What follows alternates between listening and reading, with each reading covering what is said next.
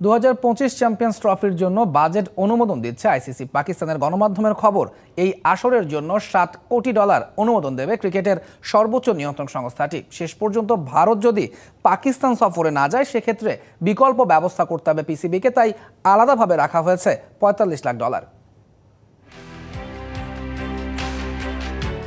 আগামী বছরের ফেব্রুয়ারিতে পাকিস্তানে বসবে আইসিসি চ্যাম্পিয়ন্স ট্রফির নবম আসর। খেলা হবার কথা লাহোর, করাচি ও রাওয়ালপিন্ডিতে। অংশ নেবে র্যাঙ্কিংয়ের শীর্ষ 8 দল। ভারতকে সর্বোচ্চ নিরাপত্তা দিতে তাদের সব ম্যাচই রাখা হয়েছে লাহোরে। এরপরও ম্যান ইন ব্লুরা পাকিস্তান সফর করবে কিনা তা এখনো চূড়ান্ত হয়নি।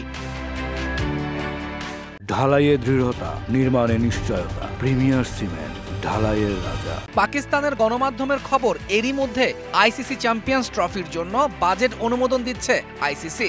আসর আয়োজনে এবারে $7 কোটি পাবে পাকিস্তান। বাংলাদেশি টাকায় যা দাঁড়ায় 822,03,38,000 টাকা। পাকিস্তানের গণমাধ্যমের প্রতিবেদন অনুযায়ী আইসিসির অর্থ ও বাণিজ্যিক কমিটির সভায় এই অর্থ অনুমোদন দেওয়া হয়, যার পরিচালনায় ছিলেন বিসিসিআই এর সেক্রেটারি জয় শাহ।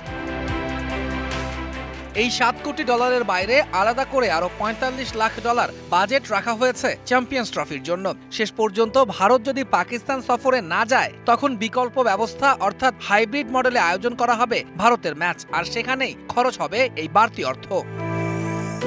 অবশ্য ভারত পাকিস্তানে না গেলে কোন দেশে আয়োজন করা হবে রোহিত কোহলিদের ম্যাচ তা এখনো চূড়ান্ত করেনি আইসিসি। পাকিস্তান চায় এককভাবেই চ্যাম্পিয়ন্স ট্রফি আয়োজন করতে, আর বিসিসিআই এর পক্ষ থেকে জানানো হয়েছিল পাকিস্তান সফরের জন্য সরকারের গ্রিন সিগন্যাল না পেলে শ্রীলঙ্কা অথবা দুবাইয়ে নিজেদের ম্যাচ খেলতে চায় তারা। তৌহিদুল ইসলাম, ডিবিসি নিউজ ডেস্ক।